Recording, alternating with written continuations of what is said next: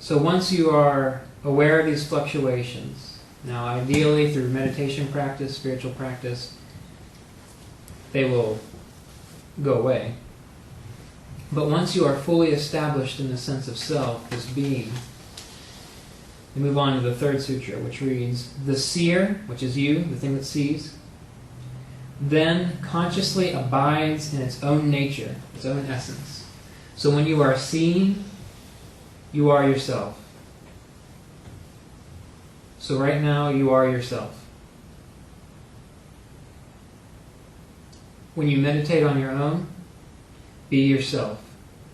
Don't identify with the changes, the fluctuations. Observe them, and you are yourself. And that's the first step in this practice. Patanjali hits it right from the beginning. That is the point of all of this, these two verses. To restrain and pacify these fluctuations and changes so that you can experience samadhi, and then so that you can be established in your own nature, your seeing self. Okay? Are you saying seen, S-E-E-N, or seeing? Like seeing. The seeing self. Like you are the seer. Yeah. Okay. Is that sort of like the non-judgmental observer? Yes. Yeah. It can be judgmental, but most of the time it's not. Most of the time it is. It's still you. Whatever it is. Okay. Any other questions before we move on to the fourth sutra? Okay, let's start with the third one so you can see where we're coming from. The seer then consciously abides in its own nature. That's 3.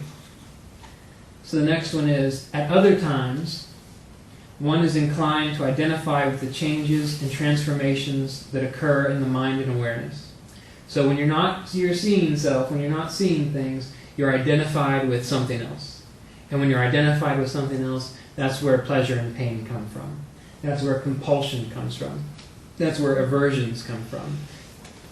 When you're seeing self, and when you've practiced meditation for long enough to where you can remain established in that point of awareness, you know that the things you think are painful at other times, the things you want to avoid, or the things you really want to do, that they don't matter at all.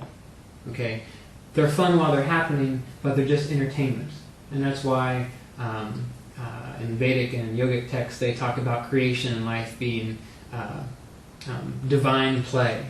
And that's really what it is. If you think about it, the good times in your life, the bad times in your life. Now, think about like a TV show or a book that you like to read, or just anything, a movie. Would you really go see a movie that had no ups and downs in it, no sadness, no grief, no happiness, no the hero succeeding? Would you go see a movie like that? No.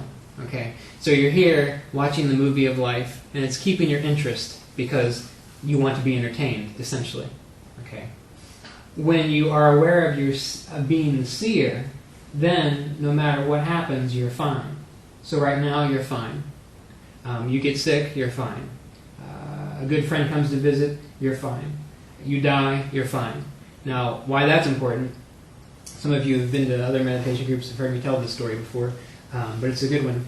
Roy Davis, my teacher, someone sent him an email one time saying, how can I be sure that when I die, that I'll become self-realized, that I'll wake up? Because, there's the idea that if a yogi meditates when he dies, he can go up to the top of his head and instantly be in oneness consciousness.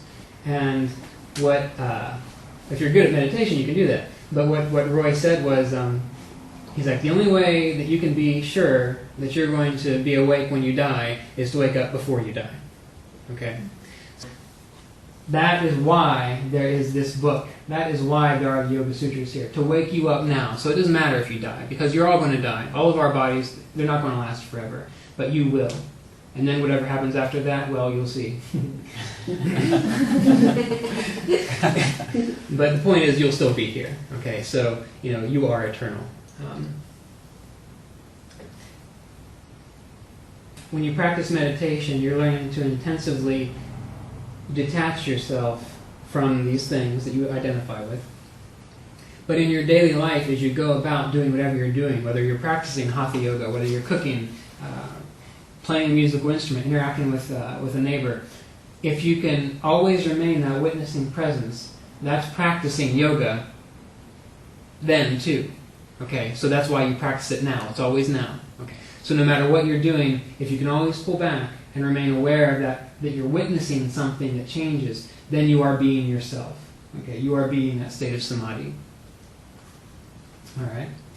And then Patanjali goes on to explain the 5 different kinds of mental modifications that get in your way.